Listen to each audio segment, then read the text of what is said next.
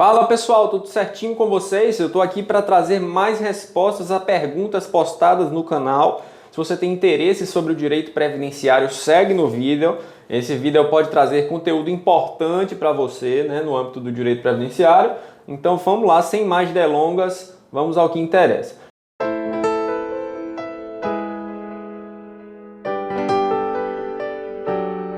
Gente, antes de qualquer coisa, eu gostaria de pedir para que você se inscrevesse no canal, para que curtisse o vídeo, para que comentasse, narrasse o seu caso previdenciário, o que é que está acontecendo com você hoje, tá?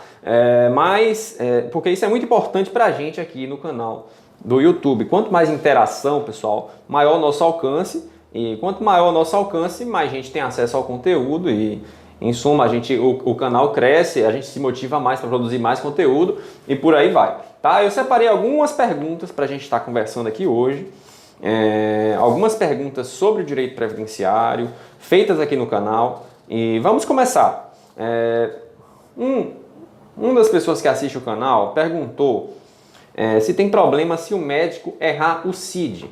Ele foi fazer um relatório médico, com um médico particular, para levar para a perícia do INSS. E o médico errou o CID de sua doença. Ao invés de escrever um CID, escreveu um outro CID. E ele me perguntou: doutor, tem problema isso aqui? Eu posso levar mesmo assim para o médico do INSS?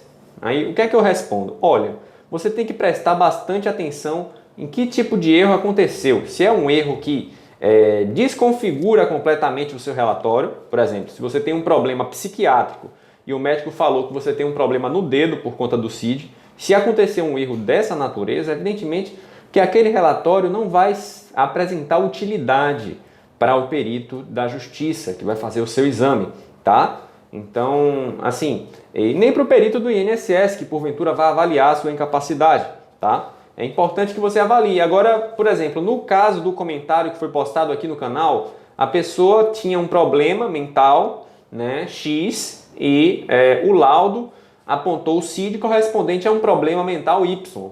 Eu considero que existe uma instrumentalidade naquele laudo, ou seja, é possível usar aquele laudo. Ele não é completamente inútil, Ele não está falando que você tem um problema no pé, Ele está falando por meio do CID. O CID, pessoal, é o Código Internacional de Doenças, É uma classificação mundial, das doenças. A partir do CID, você identifica a doença de uma pessoa, tá? Então, se você erra o CID, você faz com que aquela pessoa tenha outra doença. Aí você tem que ver, será que essa outra doença aqui, existe alguma relação com a doença que a pessoa possui?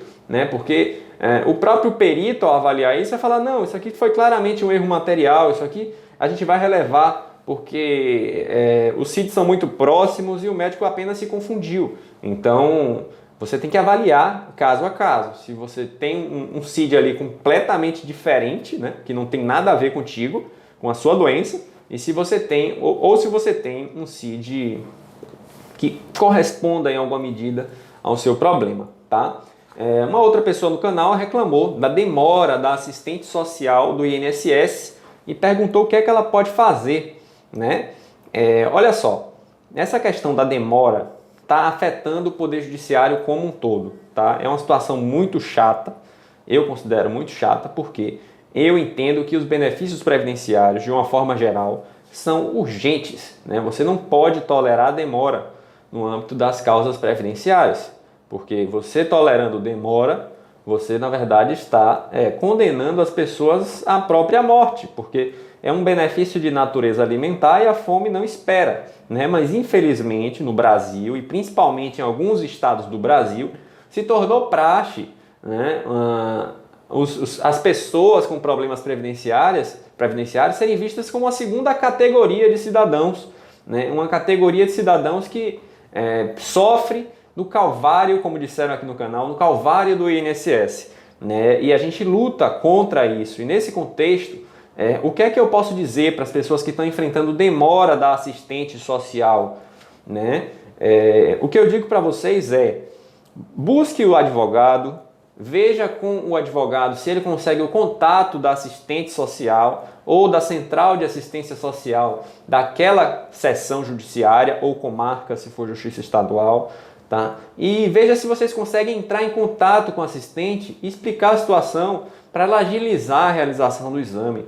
Mas assim, eu compartilho com muitos colegas, né, esse sofrimento e assim, a gente busca ao máximo fazer com que as perícias sociais aconteçam de forma rápida, né? Mas é necessário também muito empenho nesse sentido, a gente tem que ficar correndo atrás do assistente, né, para fazer com que os laudos sejam juntados de forma rápida ao processo, lembrando sempre a nossa premissa inicial, né? Os benefícios previdenciários têm natureza alimentar, né? Eles são urgentes e a gente precisa transmitir esse sentimento para todas as pessoas que trabalham com a justiça, para juízes, para servidores, para peritos. Essas pessoas têm que ter a consciência de que estão lidando com questões urgentes, tá? Eu tive uma pergunta aqui também sobre PPP de empresa falida, como conseguir um PPP de uma empresa falida. E nesse ponto aqui eu quero só, antes de começar a tratar do PPP da empresa falida, explicar o que é um PPP, né? Um perfil proficiográfico previdenciário, né? Quando você trata de aposentadoria especial, né, que são aquelas aposentadorias nas quais você está exposto a um agente químico, biológico, físico, que lhe agride, né, agride sua integridade física, sua saúde durante a rotina de trabalho. No âmbito das aposentadorias especiais existe um documento chamado PPP, né? A função desse documento, assim, sintetizando bastante, é claro, né, a questão, é comprovar a especialidade do período trabalhado. Sem o PPP você não consegue comprovar a especialidade do período trabalhado hoje, né? No passado até conseguia, existiam outros documentos, enfim, não vou entrar nesse mérito no vídeo, mas hoje você não consegue, você precisa do PPP para comprovar, né? O que é que acontece? Algumas empresas vêm a falir, né? Enfim, anunciam a falência, desaparecem do mundo, né? E o segurado do INSS se questiona, nossa, doutor, será que eu consigo ainda o PPP mesmo a empresa tendo falido, né? Esse questionamento é muito relevante. E a resposta é sim, você consegue. E o que é que eu recomendo que você faça? Eu recomendo que você busque o sindicato representativo de sua categoria, né? Se você, por exemplo, é vigilante, procure o sindicato do vigilante, porque incumbe a empresa, mesmo aquelas falidas, elencar alguém para gerir essa massa falida, inclusive com a finalidade trabalhista e previdenciária, para disponibilizar documentos para os trabalhadores. Então você busca o sindicato, tá? E você deve conseguir no sindicato os PPPs referentes à empresa falida, tá? E um outro questionamento para a gente fechar esse vídeo, tá? Uma pessoa questionou se quem tem gonartrose severa tem direito ao auxílio-doença aposentadoria por invalidez. Olha só, a gonartrose é uma doença, tá? As doenças não asseguram direito a benefício de incapacidade, benefício de auxílio-doença. Tenha isso com clareza nos seus pensamentos, né? O que assegura o direito a um benefício por incapacidade, parece redundante isso, é a própria incapacidade. Então, assim, aquela gonartrose, ela está impedindo o exercício do seu trabalho? Se a resposta for sim, existe uma incapacidade, tá? Se a resposta for não, não existe incapacidade. E você só vai ter direito ao auxílio-doença se você tiver uma incapacidade para o trabalho, de caráter temporário, evidentemente, tá? Então, o que tem que ser esclarecido fundamentalmente é isso, tá? A gonartrose por si só não traz o direito ao auxílio-doença, mas se essa gonartrose lhe impedir de trabalhar, ou se essa gonartrose lhe impedir de trabalhar em qualquer trabalho de forma permanente, aí você já vai ter direito não só ao auxílio-doença, mas também à aposentadoria por invalidez, né? E o que distingue o auxílio-doença da aposentadoria por invalidez são duas questões principais.